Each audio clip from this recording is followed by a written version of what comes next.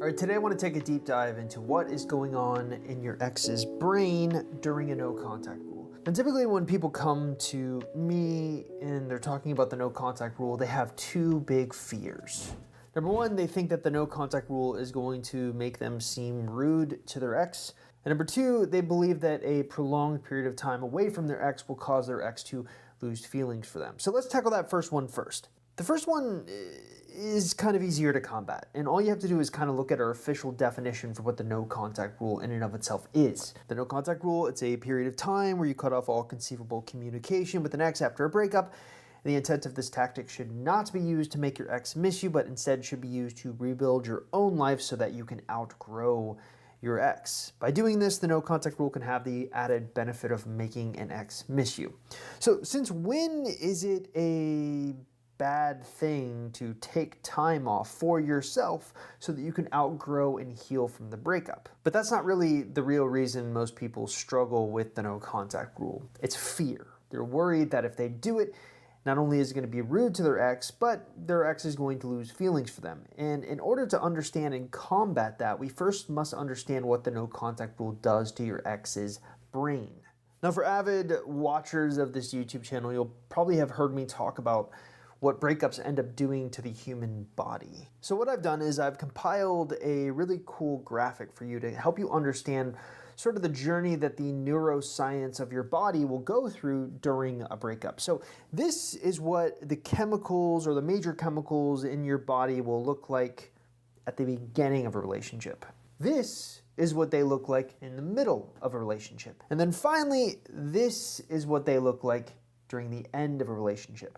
Pretty dramatic, right? All of the chemicals are down except one, cortisol. And cortisol is going to be kind of the crux of my argument.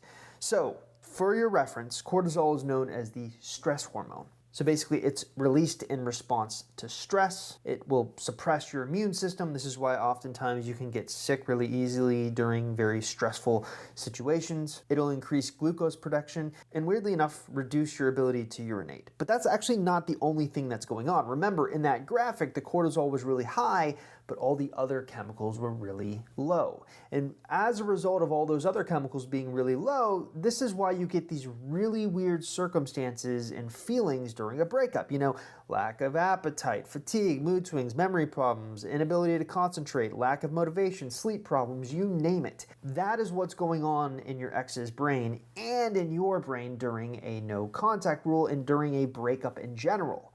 But I haven't really answered the fundamental question that we're really here to talk about, and that is how the no contact rule can relate to this very complicated brain chemistry. So you've heard of the 5 stages of grief, right? Well, it turns out that when it comes to breakups, we actually have 7 stages of grief. According to Suzanne Lakeman, there are 7 stages of grief that are typical during a breakup. You have the desperation stage, the denial stage, the bargaining stage, the relapse stage, the anger stage, the initial acceptance stage, and the redirected hope stage. What I really want to focus on, because this is what I see a lot of in the coaching practice and in the community, is actually stage 4, the relapse stage. And this one is of particular note and is quite interesting to me because oftentimes stage 4 can disguise itself as stage 5 and 6. So here's like how the typical relapse stage will work. You will feel awful, you'll want to get your ex back, so you'll try and you'll fail, which causes you to grow angry, and then you kind of decide it's time to move on. And then something happens that draws you back in, and you start the whole process over and over and over again. But when I was conducting research on these 7 stages of grief, I started wondering, at what point does cortisol level out during these stages? And does that correlate with an ex getting over you or you getting over an ex? And I found something actually even more interesting when I actually dug down to try to answer that question. I stumbled upon this article from Dr. Jamie Lee, who's a medical doctor and founder of a workplace wellness company called Health Quotient. And he was asked about cortisol levels. And here's what he had to say. According to Dr. Lee, it can take 3 to 4 hours for your cortisol levels to return to normal after a stress response, like an argument or a high-stakes meeting. But if your levels have been high for some time, it can take up to 6 months for them to bottom out. And this is particularly relevant to our discussion because of that relapse stage. So remember, that relapse stage is constantly about you trying to get over your ex, but failing to do so, and then starting over with trying to get them back again, and then failing and again. This creates or makes an environment where cortisol will be elevated for a long period of time. So at a bare minimum, for most of our clients and most of our clients' exes, cortisol is going to be elevated for 6 months. But how does this relate to the no contact rule?